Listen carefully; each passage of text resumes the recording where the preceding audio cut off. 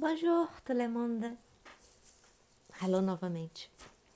Hoje eu vim falar de um assunto meio óbvio, mas eu gostaria de falar sobre, entre aspas, ela, sempre ela. É sobre a Dama de Ferro. Não confundir com Margaret Thatcher. A Torre Eiffel, ela é uma constante fonte de suspiros, de momentos singulares, sonhos realizados, cenários de grandes acontecimentos, celebrações das mais diversas, piqueniques, contos, prosas, poesia, pintura, escultura, canção, filme, novela. Mesmo assim, a sua imagem não se desgasta. Muito pelo contrário. Pensar que ela deveria ter sido desmontada depois da Exposição Universal chega a ser até engraçado, né? Porque o que seria de Paris hoje sem a Torre Eiffel?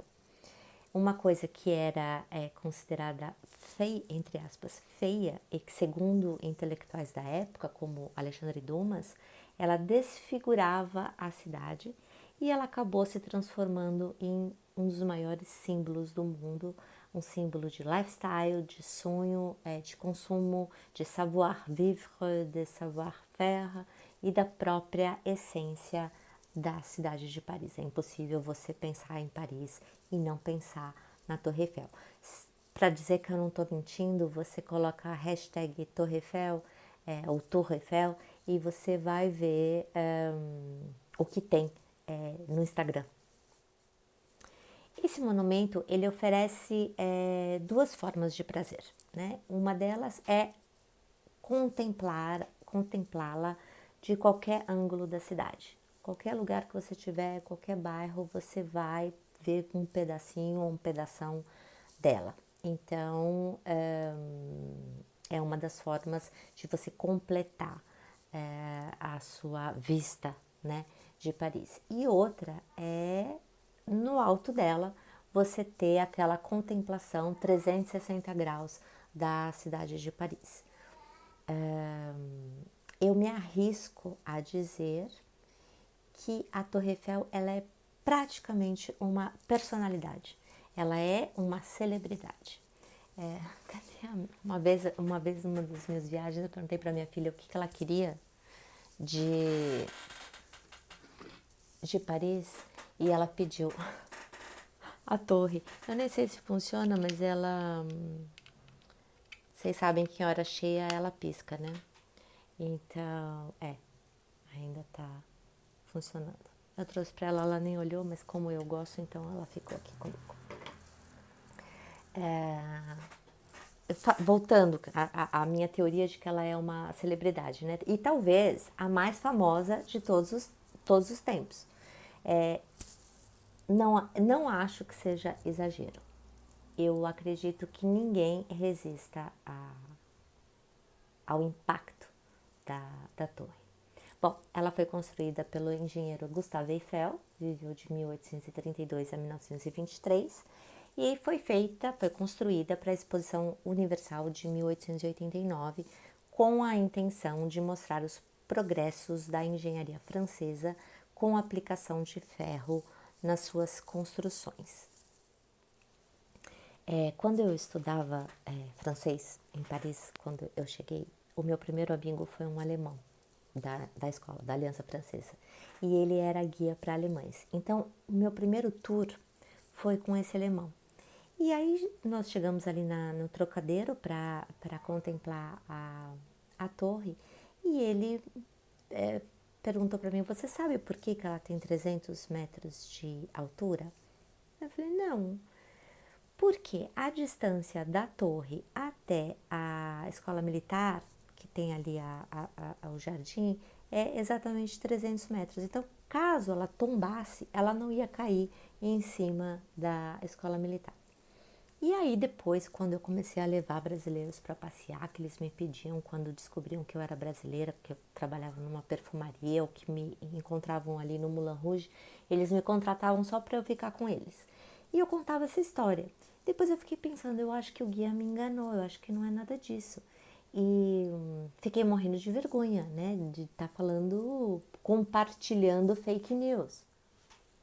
E aí, depois de trocentos anos, eu acabei por descobrir que essa história que ele contou tem fundamento. Na verdade, a torre originalmente tinha 300 metros. Hoje ela mede 324 por causa das antenas e antena de rádio. E ela é feita com estrutura de ferro forjado e ela pesa um pouco mais de 7.000 toneladas. Somente a estrutura dela, não o que tem dentro, porque lá tem restaurante, tem lojinha, tem elevadores, enfim, só a estrutura dela. São 7 milhões de visitantes por ano, total de 300 milhões desde a sua inauguração, em 1889, e os brasileiros, no ranking de nacionalidades, né, 5,5% dos que visitam a torre são brasileiros. Curiosamente, por isso o nosso momento Curiosidade Terapia, os primeiros visitantes da torre foram os membros da família real britânica. 2 dos 3 elevadores são os mesmos desde a inauguração. Fica com medinho? Então você pode tentar pegar os 700 degraus até o segundo andar, né? Dali em diante você é obrigado a pegar o elevador. No entorno dela, a parte mediana da torre, antes dela começar o cone, ali você vai ver vários nomes, são 72 nomes dos maiores cientistas franceses, cientistas, engenheiros e personalidades que estão gravadas na torre. Não que você, imagina, pretendesse comprar a Torre Eiffel para você, mas a título de curiosidade, o seu valor foi estimado em mais de 400 bilhões de euros, segundo um estudo da Câmara do Comércio de Monza, na Itália. Esse é um preço 5 vezes maior do que se você fosse comprar o Coliseu de Roma, por exemplo. A propósito, a torre ela já foi vendida por um estelionatário. Ele enganou um pobre comerciante, dizendo que a torre ia ser desmontada e que o governo francês ia vender como ferro velho. Então ele comprou e era mentira. Outra curiosidade foi o magnata do petróleo, Henri Deutsch de la Meurthe. Ele desafiou e prometeu agraciar com 100 mil francos na época aquele que inventasse uma máquina voadora eficiente que contornasse a torre. Adivinha quem ganhou o prêmio? Yes, Santos Dumont. Não sem cair, ficar pendurado em árvore, se machucar todo inúmeras vezes. Depois de vários arranhões e tropeços, finalmente Santos Dumont consegue o feito em 1901 e leva o prêmio. A Torre Eiffel possui uma esposa, sim. Oui. O nome dela é Erika Eiffel. Ela é americana e ela se casou com a torre em 2007. Segundo ela, conhecer a torre em 2004, ela se sentiu fortemente atraída pela torre e resolveu casar com a torre e passar a assinar o sobrenome dela como Eiffel. Bom, quando você chega no topo, gente, primeiro não é obrigatório, você vai ver a torre, você vai curtir a torre de qualquer ângulo de Paris, embaixo dela, perto dela, numa ruazinha, numa quebrada, nas escadarias de Montmartre, você vai curtir a torre. Se você deseja subir, também tudo bem. O que acontece é que quando você chega ao topo, algumas pessoas se deslumbram, algumas pessoas se emocionam, tem ali um momento que você pode comprar champanhe e driblar, e brindar aquele momento.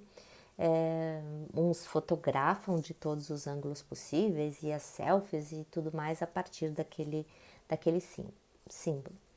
Só que tem gente que tem aflição, tem medo e chega ali e quer logo ir embora. Uma das explicações para que isso aconteça é porque ela balança com o vento. ela balança até 7 centímetros. Então, isso afeta as pessoas mais sensíveis. Incluído no passeio, você pode dar uma espiada no que era, o que foi, né, o escritório de Gustave Eiffel e, obviamente, seguindo a tradição Disney, uma lojinha temática para você comprar caneca, camiseta e tal. No primeiro andar, ela tem 3 andares. No primeiro andar, ela foi refeita toda em vidro. Então, você tem uma sensação meio que impressionante de meio que andar nas nuvens e flutuar a 57 metros do chão, quando você pisa ali. Então, é mais um olhar, né? Um novo olhar. E no inverno, se transforma numa pista de patinação no gelo. Então, para mais uma experiência. Aqui em 2015, ela foi o spot com o maior número de selfies postados em redes sociais. Além disso, é um monumento com o maior número de mortes, 370, entre acidentes e suicídios, que custam aos cofres da torre 50 mil euros cada vez que eles precisam evacuar o local quando o sistema de alerta é acionado. E um segredinho, se você quiser tirar fotos diferenciadas da torre, para se diferenciar aí na sua página do Instagram, você pode caminhar pelas ruas L'Université, Buenos Aires, Saint-Dominique e Avenue Rapp, a partir do Champ de Mars, que é esse parque, esse gramado entre a escola militar e a torre dos 300 metros, lembra? Aquele guia alemão e tal, que eu pensei que tinha mentido, mas não menti. Outro lugar que fotógrafos profissionais costumam fazer grandes fotos é próximo à Ponte Biraquém. Eu espero que vocês tenham gostado desse momento Curiosidade Terapia. Fiquei pensando se ia ser meio batido falar da torre, mas sempre uma curiosidade ou outra você acaba descobrindo ou você não sabia. Então, se você quiser saber um pouco mais, o meu livro você pode adquirir clicando na bio da minha página no Instagram. E se você quiser fazer as nossas visitas virtuais ou presentear alguém, nós estamos fazendo aos sábados e domingos. Se você não pode nem sábado nem domingo, você também pode adquirir a gravação da visita. Por hoje é isso. Au revoir, merci beaucoup e à bientôt.